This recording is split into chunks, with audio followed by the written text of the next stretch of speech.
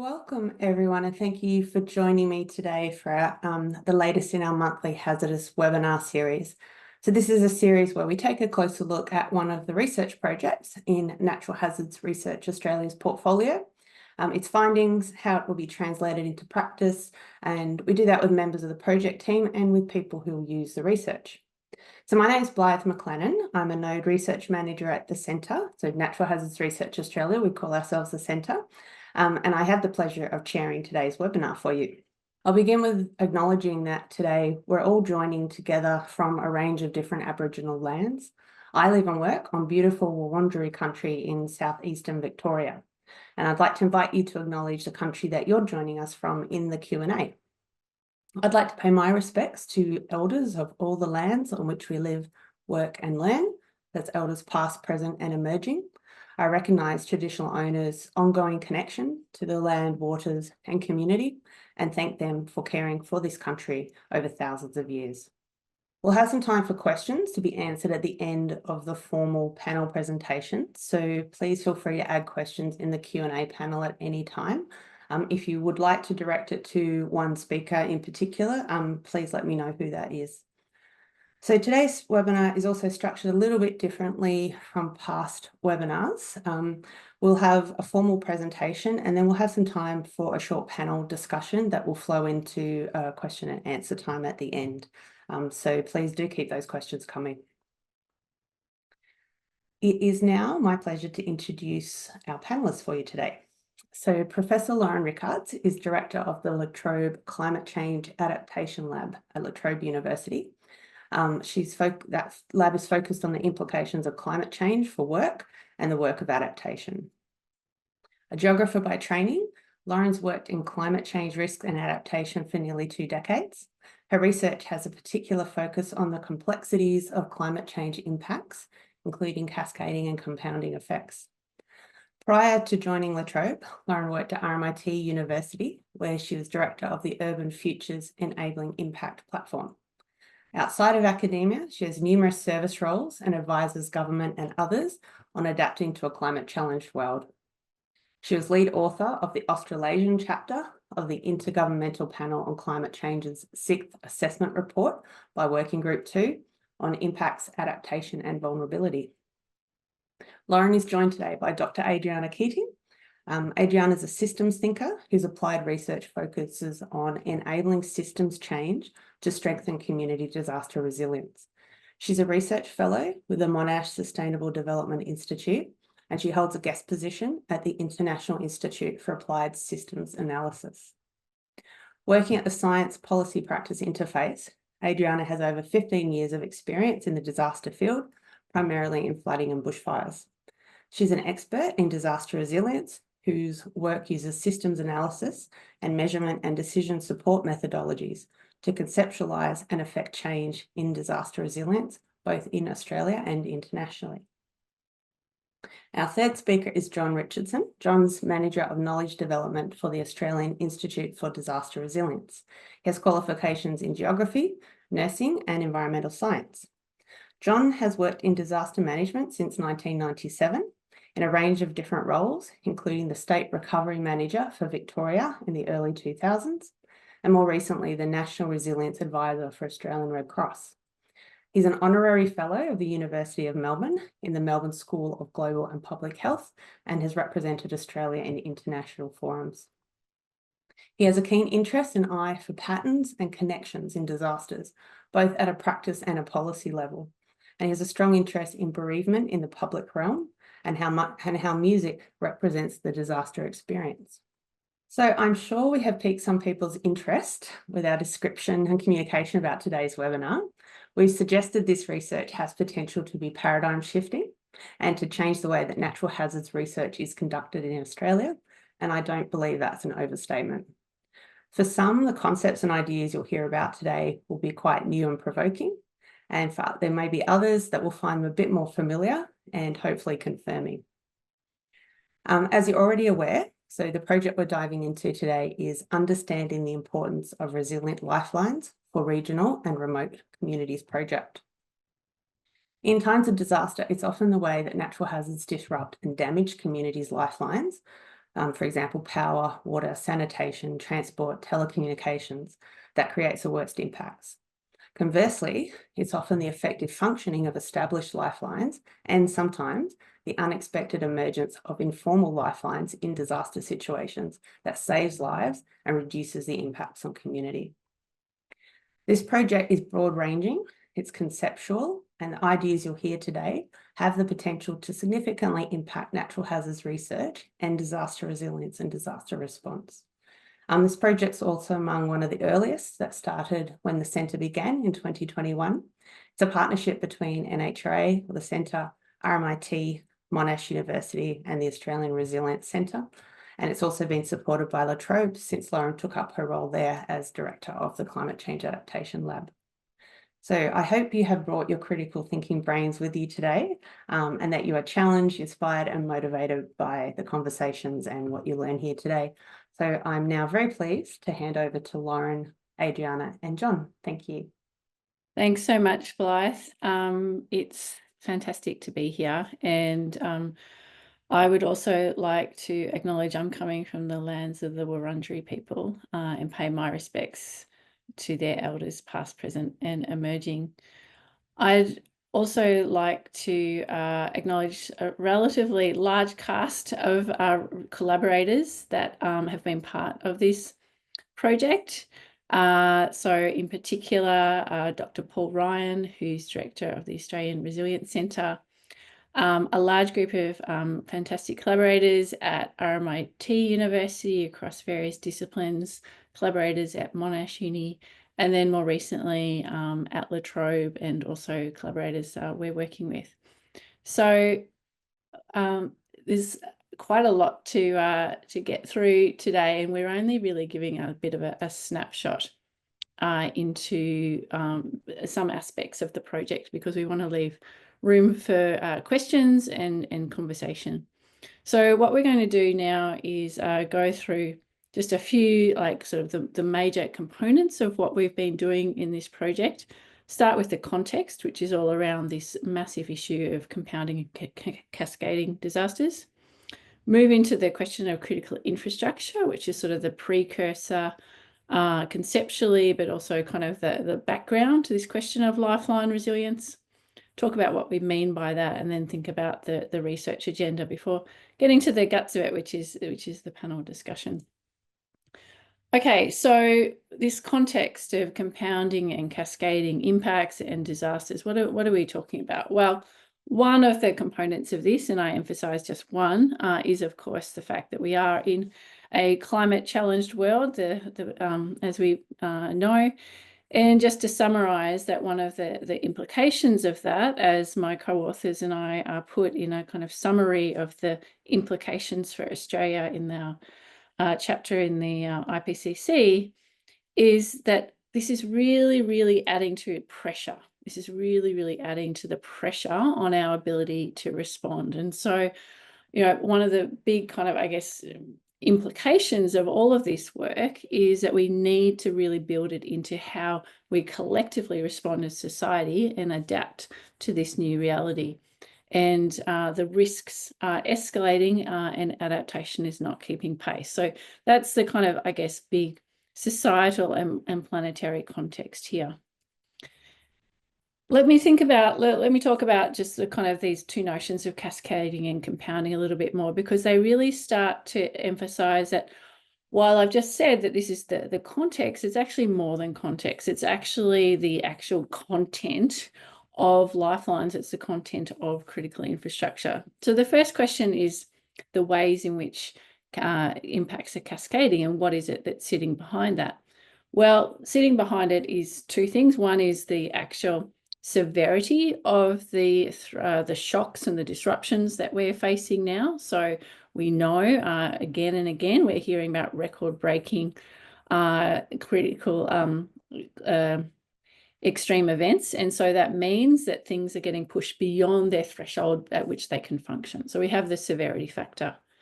But equally so, we have this interdependency factor, which is really very much expressed through infrastructure. We have a globalized system where we have all sorts of different connections that stretch across space, across sectors, across different areas of functioning, so that when we have impacts, so when a system in one area reaches a threshold and stops functioning well, then that inevitably leads to these connections and these disruptions in other parts of our broader system. And so when we think about those interdependencies, we think about other sorts of social teleconnections, which, as I'll mention later, includes research, includes these other ways in which we've kind of worked together as society. You start to see the mechanisms by which climate change impacts in one place to one thing actually are having these cascading impacts across a range of different places and systems. And so what we're dealing with here is something that's far more complex than perhaps some of the earlier work on disasters and climate change adaptation first appreciated. And this is very much appreciated by people, of course, working in this sector. It's very much something that's timely. It's very much part of the conversation. So as part of our project, we've interviewed a range of different people working in this, and we've repeatedly heard about the ways in which this systems context, the fact that we're working within all of these interconnections, is very much part of the picture, and it's very much the reason why we're facing these very, very complex risks.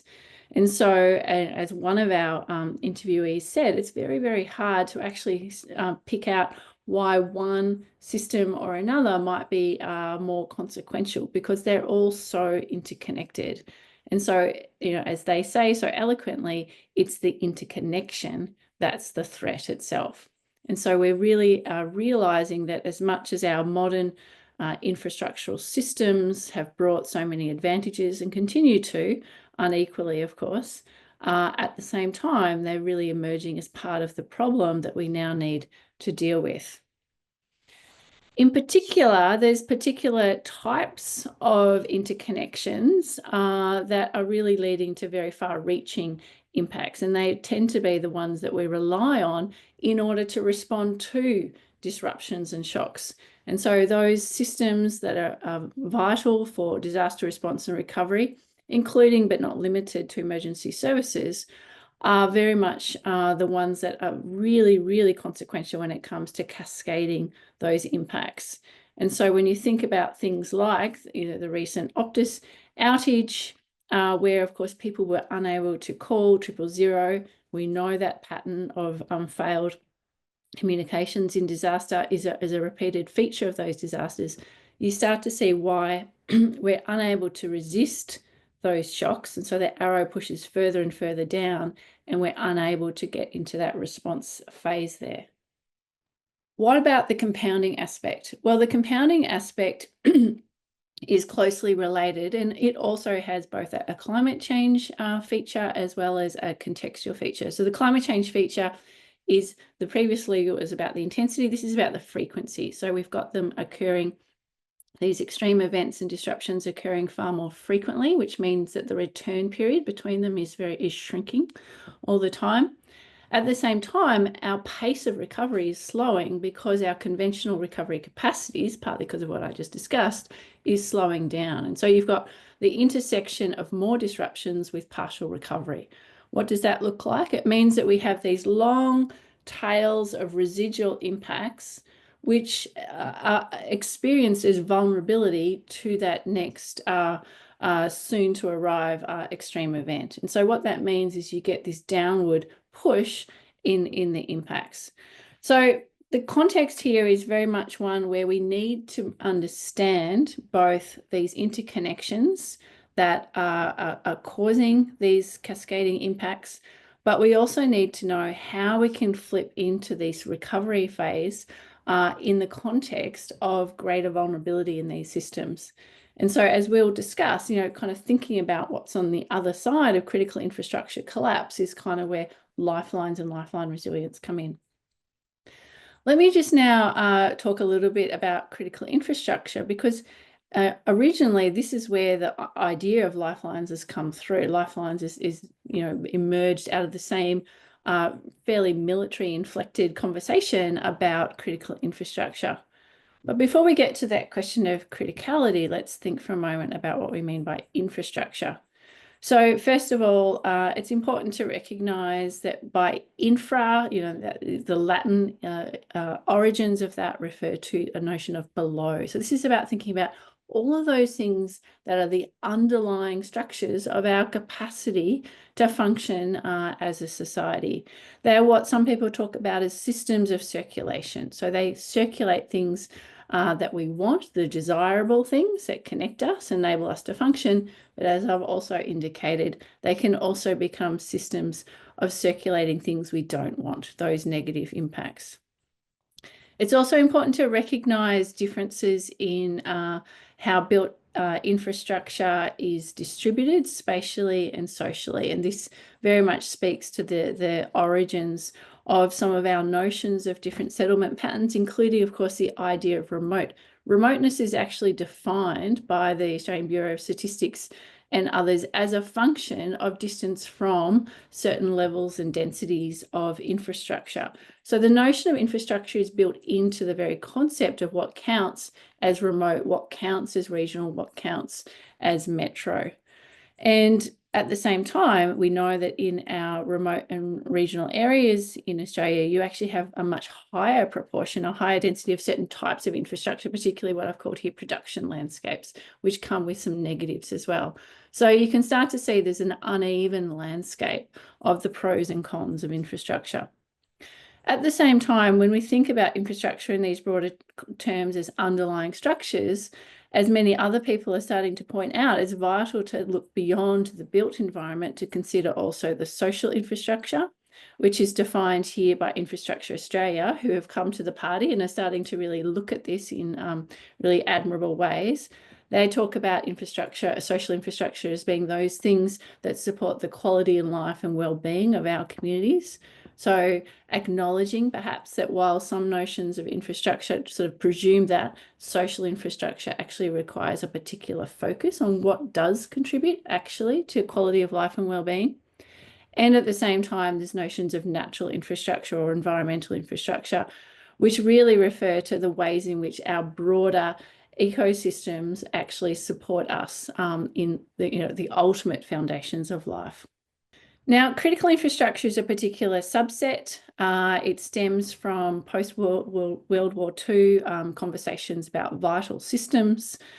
And it's referred to, generally speaking, in these two ways. So here it's defined in the Australian government's critical infrastructure resilience strategy, where it's defined by how important or how impactful it would be to be withdrawn. So it's defined by what would actually cause huge impacts to the social economic well-being of Australia as a nation. So that's sort of that well-being aspect, which is more emphasised by social infrastructure, at the same time as those things that are necessary to conduct national defence and ensure national security, which does reflect the fact that the notion of critical infrastructure did first emerge out of defence-based conversations. And that's evident when you look in the Australian policy context where this sits and the sort of ownership of these ideas in the Department of Home Affairs and others, where it's used as part of a conversation in a geopolitical context.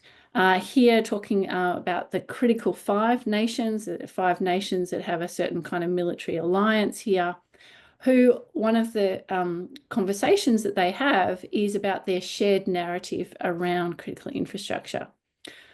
In a recent report that looks at this, there's kind of this interesting comparison of how these critical five countries, you can see here the sort of Anglosphere of countries here, actually define critical infrastructure in similar but also interestingly quite distinct ways. I won't go into this as a kind of subtopic, but interesting to note about Australia, two things. One is we don't include government, nor does New Zealand. So I'm not sure what that says about the Antipodes. But Australia does unusually include higher education and research, which we'll come back to later. One of the things that is really of keen focus here is not only the protection of particular critical infrastructure assets, which is certainly part of the conversation, but also the interconnections and the ways in which Because of these interconnections, as I already indicated, we're talking about impacts that can cascade and propagate. And that's very much part of why Department of it should be Home Affairs there. I think I've just inflected a little US politics there. Department of Home Affairs talks about, when they talk about the new strategies that they've put in place to support critical infrastructure, security and resilience. What are we talking about when we're talking about these cascading impacts? Well, these are not just abstract concepts. And I think this is the really vital thing. These are very much incidences. These are very much situations that are being experienced around Australia and more broadly. And so just to kind of give you a little bit of an insight into just a few of the ones that we've been looking into. One, here in Melbourne, peri-urban Melbourne, Dandenong storm on June 9th around 8 p.m. Massive storm came through and particularly impacted the mountainous area on the outskirts of Melbourne called Dandenongs or Yarra Ranges, where in some places up to 90% of the trees were knocked down.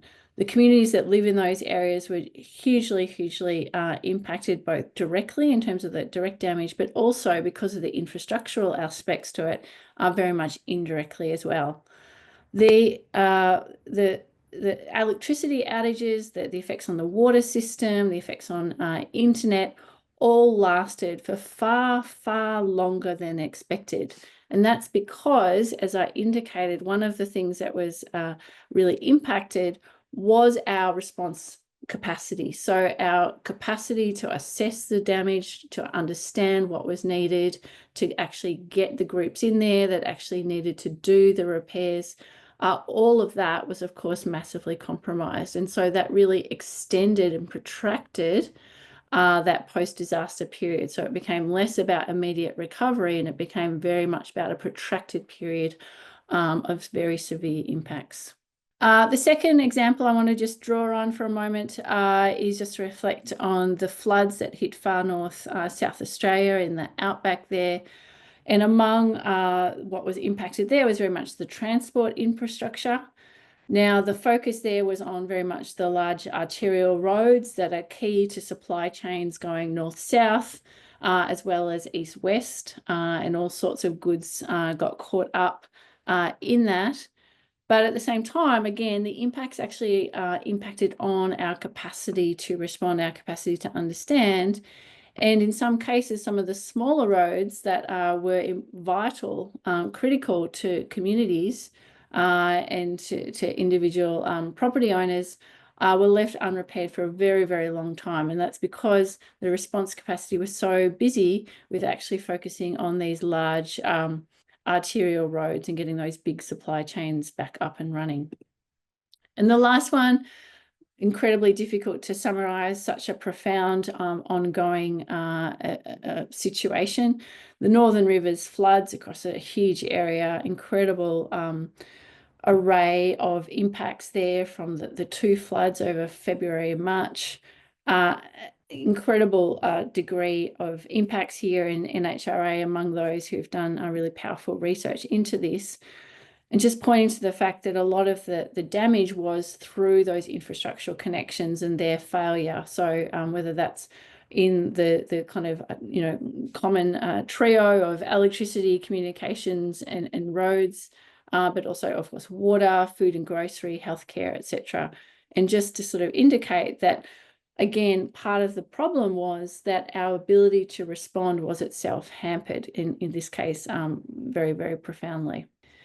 So in each of those situations, because the formal response to actually respond to those infrastructural collapse was itself hampered, the ability to understand the situation, the ability to actually mobilize, get repair crews in, get things actually functioning again, meant that community were left in the wake of infrastructural collapse without infrastructure to turn to actually respond to the infrastructural collapse. So you get this kind of circularity here where it's a kind of double failing of infrastructure, if you like. What that meant was that community were left to innovate, were left to respond as best they could. And in all of those situations, there's, which is not to underplay the huge costs and losses and tragedy involved, but there are, clear examples in each of those cases of where communities were able to actually work together to try to restore some of the services, some of the functions, if not the infrastructural systems themselves.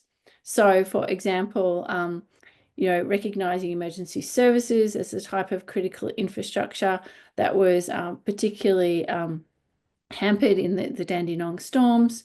But what you had there, as you had also in the Northern Rivers, was a huge community response in terms of a rescue effort, including, finding people that were left in houses that were unaccounted for. At the same time, moving more into the disaster recovery space, again, huge, incredible community efforts and work in self-organizing and coordinating, in actually getting some kind of system up and running so that those basic foundations of feeding people, housing people, drinking water, healthcare, these sorts of things were created in the wake of an absence of our big infrastructural systems.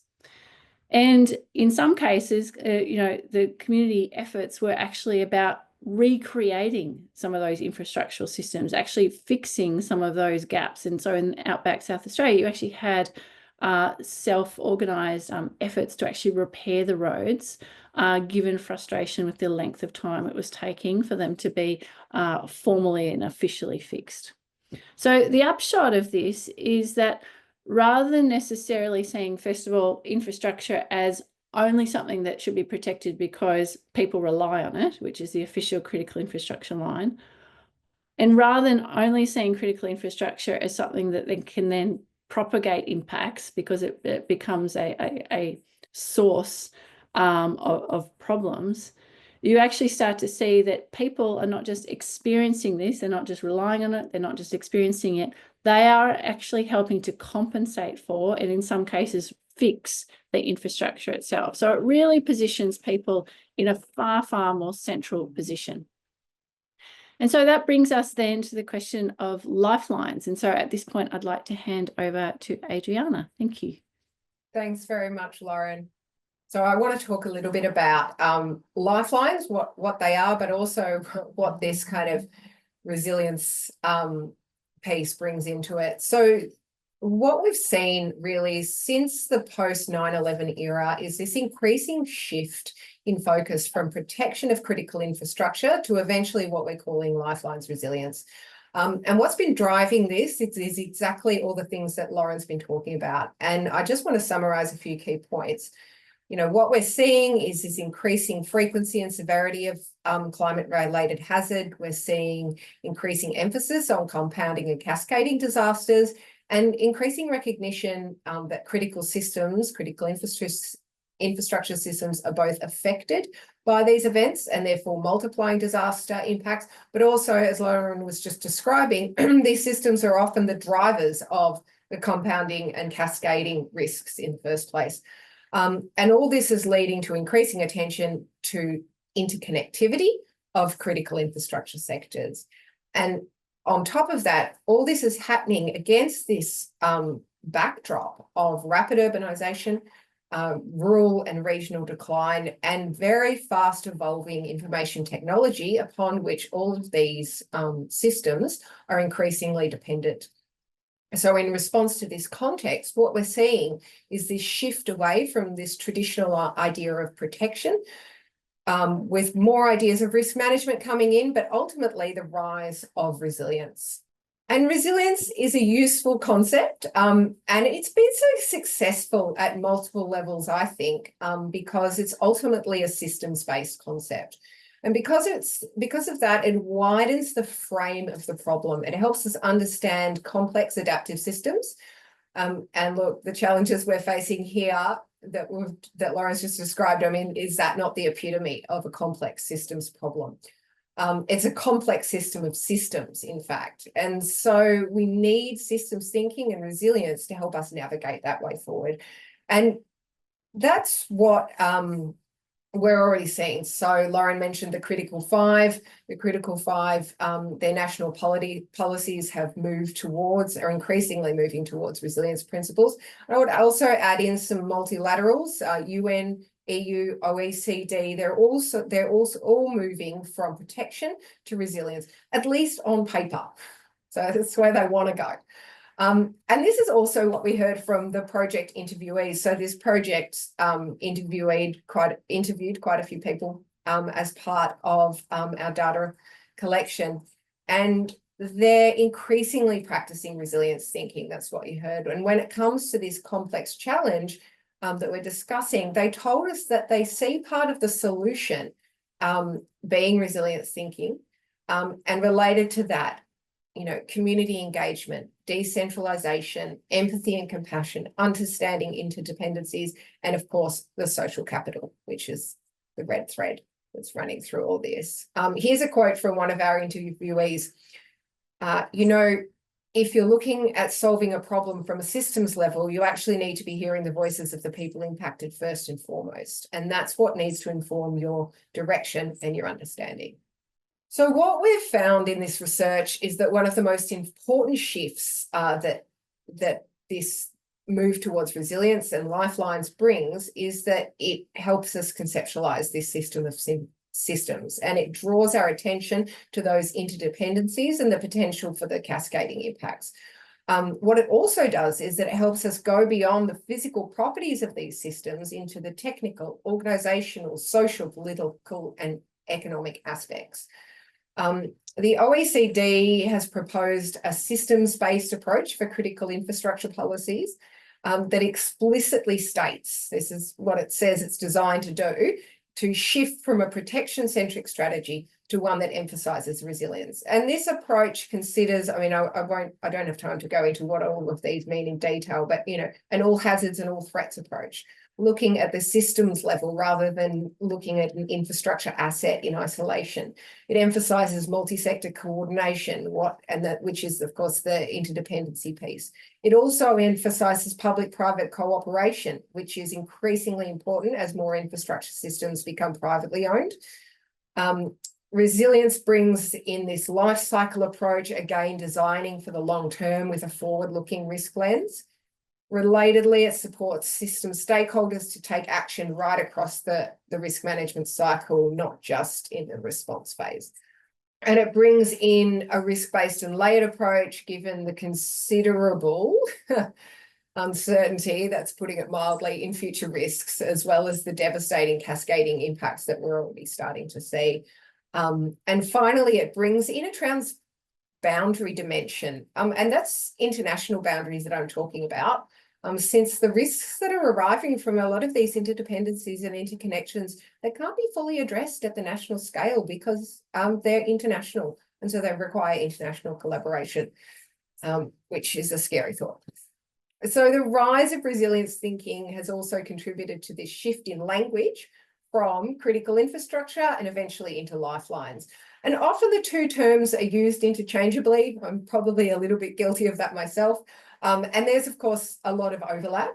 But if we follow the resilience thinking right through, we ultimately end up shifting our focus from the functioning of the system itself to being more interested in the outcomes of that system for people. So thinking about what's critical in this mindset moves us away from infrastructure systems to community well-being, because that's the ultimate outcome that we're going for. And with this view, what are the systems that support community well-being? And this is what we're calling lifelines. Perhaps a little bit more formally, we might say that lifelines can be thought of as the successful functional integration of critical infrastructure, and that's things like transport infrastructure, telecommunications, access to healthcare, and so on, supply chains and essential services in ways that sustain people's lives and day-to-day activities.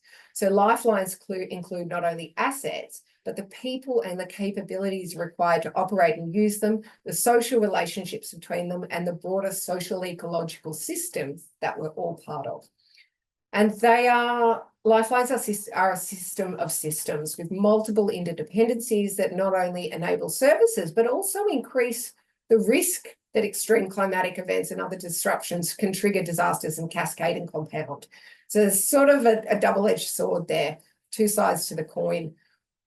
Also, the disruptions to lifelines can have far-reaching impacts, hinder emergency services, recovery efforts, all the things we've been talking about. Lifelines includes critical infrastructure systems, as well as supply chains, essential services, as we just said, but it also includes the environment that we live in and we depend on. I mean, is there not anything more critical than the health of the ecosystems that we're all part of?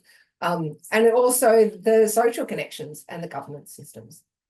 I want to take a minute now to talk about what this might look like, perhaps at the micro scale. But I want to emphasize the critical importance of the social and governance lifelines in supporting the functioning of the system of systems and ultimately those outcomes for community. And this first example is the Warburton Highway repair, and all credit to Lisa Keating for this narrative. In 2022, heavy rainfall, La Nina-driven heavy rainfall resulted in landslips in the Yarra Ranges in Victoria. The Warburton Highway had to be reduced to one lane, so it was half closed. And this is a critical road because there's very little redundancy in that road system, as we're going to see. And Vic Roads, the Department of Planning and Transport, said that it would take 12 weeks to repair. So that 3-month repair job was going to cut off over 2,500 people in 3 towns, cut them off completely from their jobs, their families, medical care, pharmacy, income from tourists, the works. This was obviously going to be devastating. Now, the Yarra Ranges Shire Council is very experienced in community-focused disaster resilience building. They have a lot of disasters there, unfortunately. So they leveraged those relationships, that expertise, to convene an all-agency forum. They brought together the Department of Transport and Planning, together with community members, stakeholders, and together they negotiated a much better plan. And ultimately, the road was only closed for 3 weeks, and contingencies were put in place. It was actually even improved in this rebuild. The community wasn't furious. And the department is reported to have had an incredibly positive experience in being part of this process. And so here we can really see how the governance arrangements were the lifeline that enabled the better outcomes for the community. I suspect that quite a few people on this webinar might have heard that story from Lisa before, but here's one that you might not have heard, and I think it's another fantastic example of resilience in action. This is about the Friends of the Tenterfield Aerodrome, or FOTA for short. Now, in 2022, the Tenterfield Shire Council wanted to sell the aerodrome. It was a council asset. They wanted to sell it. And a group of local aviation enthusiasts were quite devastated about this idea. So they lobbied very hard to council and eventually succeeded in getting them to rent the aerodrome to this group for $1 a year. I could be wrong, but I think this is the only case of a not-for-profit community group running an airstrip. And so since then, FOTA has been developing the aerodrome to attract local tourism to the area and also to increase local bushfire fighting capacity, because the region was heavily devastated by fires in 2019. So back in 2019, the water bombers had to fly to Glen Innes to refuel, which is 22 minutes away. But just before some terrible fires in October 2023, FOTA finished the installation of a 210,000 litre water tank at the aerodrome. And because of this, the aerodrome became the base of operations for the RFS. So not only could they refuel and fill up, but the fireys were fed at the aerodrome by the local CWA, and not having to fly to Glen Innes is credited with saving, you know, lots of properties in the area and literally hundreds of thousands of dollars. And here again, we see that without the community's social capital, this critical infrastructure wouldn't have functioned. So to summarize all that up, what we find is that the enablers of lifeline resilience are strong communities and healthy environments. They're the fundamental building blocks upon which everything else depends. And we can't separate disaster resilience from questions of sustainable development, equity, climate justice, because of this link and because of sometimes the perverse outcomes where these infrastructure systems are actually undermining communities and environments. So next slide again. What does all this mean for the research agenda? In Lifelines Resilience, we've identified a number of different themes that I'm going to touch on briefly. The interviewees raised a really long list of, a wish list, in fact, of research needs.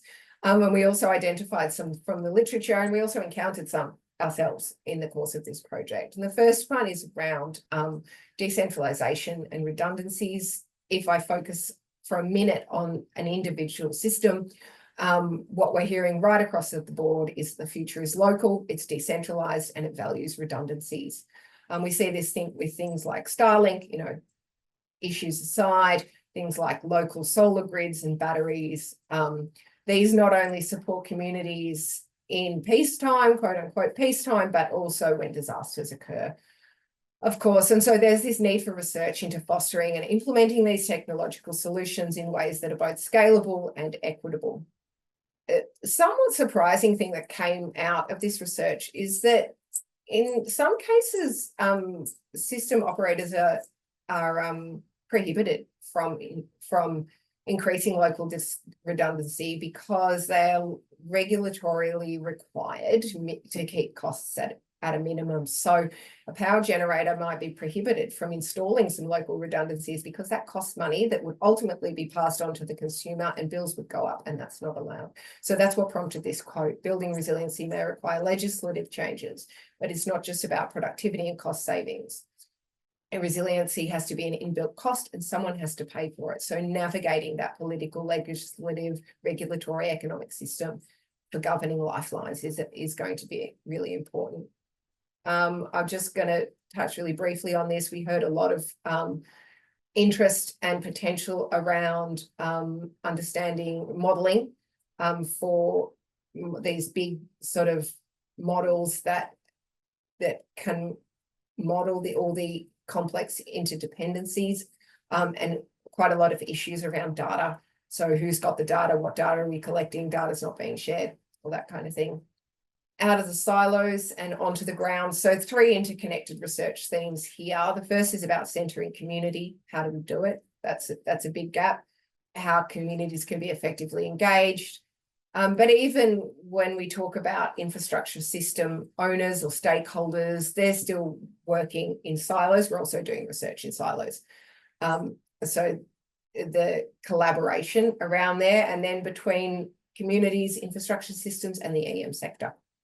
And there was a really great quote there that you can read at your own leisure. At your leisure.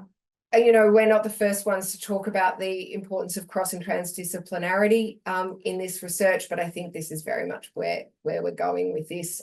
It's not easy, but it's essential. You know, our experience has certainly been that engaging in cross and transdisciplinary research requires the researcher to start from a place of humility, open-mindedness, and a willingness to change. And I'm going to hand over to Lauren for one last reflection and then some questions. Thanks, Adriana. Yeah, and just the final thing is, I guess, asking about the role of research beyond research topics in lifeline resilience. I mean, and there's many, many different ways. It's about how we do research. And so Fire to Flourish that Adriana's working with is a great example of how to co-design research in a way that's really oriented to community needs with community strengths.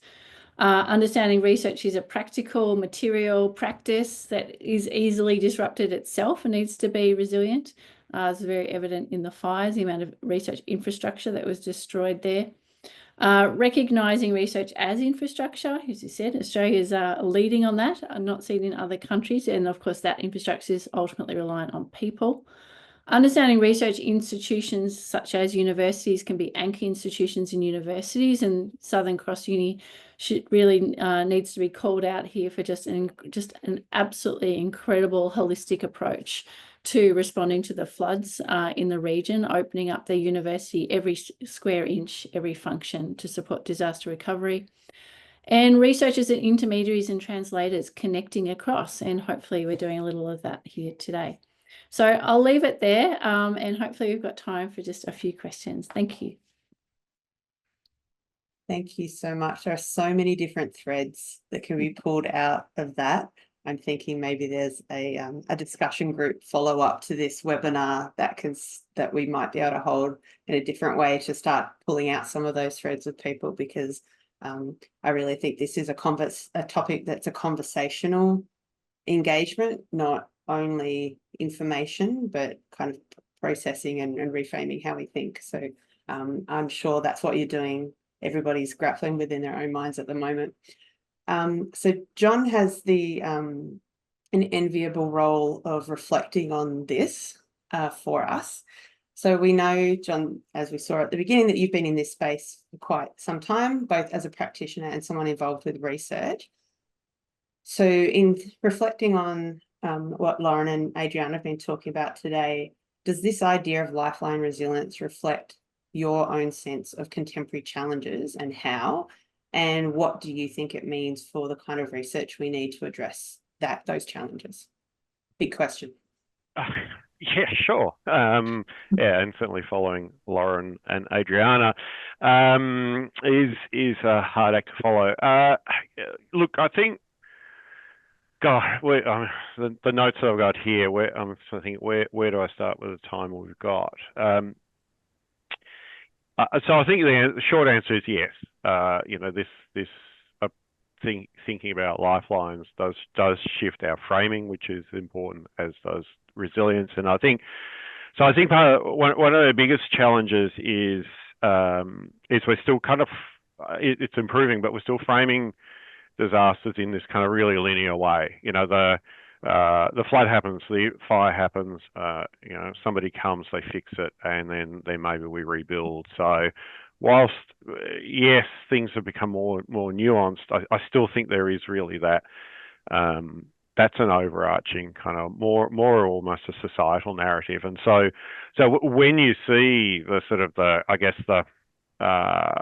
the outpouring of anger that at some of the things where communities are self-organising, this is seen as a failure of the system, because that's the framing that we're kind of, we're still sort of holding on to. Someone will come and help, and that's a sort of really kind of long-term, well-embedded narrative. When you look at all of the actions that were described around community self-organising, they're the sorts of things we have been talking about for quite some time, at least a decade here and probably 3 decades internationally, about community self-organising and sort of embedding that sort of resilience. So I think so that's part of the challenge is that kind of how do we shift the narrative to allow people to be thinking about this, and that then sort of really means we need to be thinking about this in a systemic disaster risk way. And we certainly started to do that 7 or 8 years ago. I think we had some good momentum through the risk reduction framework, profiling Australia's vulnerability, and when AIDA sort of released the handbook on systemic disaster risk, I think that has sort of slowed down, and that's why I was sort of really excited by this project, because it was really about taking a systems approach. And I think Lauren's point on the interdependency factors and the interconnections are the threat, I think is really critical for us to understand, because it takes it away from the stuff and to the more sort of intangible. And this is actually really interesting, because it's something that when I was working with Red Cross in preparedness, and people would ask me and say, well, what's the most important thing we should tell people to do to get prepared? And I think they always expect me to say, 3 litres of water, or have food and that sort of thing. And I'd say it's actually swapping your phone numbers with your neighbours, because that is that social capital thing. That's where you'll get your resources from. And look, the other things are useful, and I know we build lots of campaigns around them, but I'm not sure that the research suggests that some of these actions are actually useful. But it is actually thinking about that what those connections can do and how they connect to different resources. So I think that real focus on interconnection is really important. Focus on systems and understanding what those systems mean. So kind of drawing that boundaries first. So rather than thinking about the hazard, I think that's important. You know, I know that we're sort of trying to start to do that, but you know, there's still, I think there's still some challenges. So thinking about the outcomes from the system rather than sort of the outputs is important. And I suppose that's sort of from my perspective, that's where, you know, I sort of approach things from, you know, looking at things from a consequence perspective and kind of moving backwards. So I guess what does this mean? So we, you know, I look at so the work that I lead now with looking after Australian Disaster Resilience Handbooks collection. So that's a very it's a bunch of handbooks that provide guidance. Now they also are also, I guess, designed to solve a linear problem. And so I think what we need to be doing, this is one of the things we're grappling with, and we'll start to think about is so how do we bring a systemic approach to the guidance that we provide? Because, you know, this is complex. It's not easy to sort of grapple with. If you know, if you think about the butterfly flapping its wings in the Amazon, you know, setting up hurricanes sort of across the Pacific or wherever, you know, it's those sort of interconnections that we need to ask people to start thinking through, because we could be providing some guidance that looks, you know, like it's a fairly sort of fairly straightforward solution to a simple problem without understanding what the cascading effects of that decision might be. So we've got to start to think about that and embed this type of thinking across like all of the guidance. So I then think this needs, coming back to research, is that so we need to start to understand more like how do these interconnections work? You know, how are the interdependencies work? And again, I would argue that that should be a lens that's applied across all research proposals. So how is this research proposal going to address systemic disaster risk, interconnections, and sort of understand that? So getting people to think about that, and again, that's certainly challenging. So look, as you're saying, Blythe, I reckon there's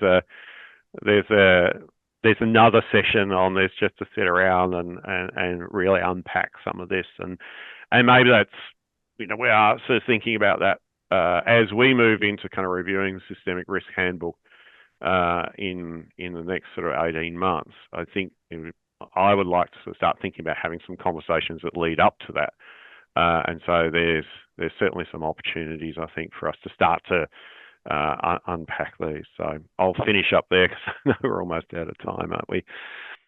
Thanks, John. I feel like this is a little bit of a teaser for that conversation that can continue over time up to that development of that handbook, John. Yep.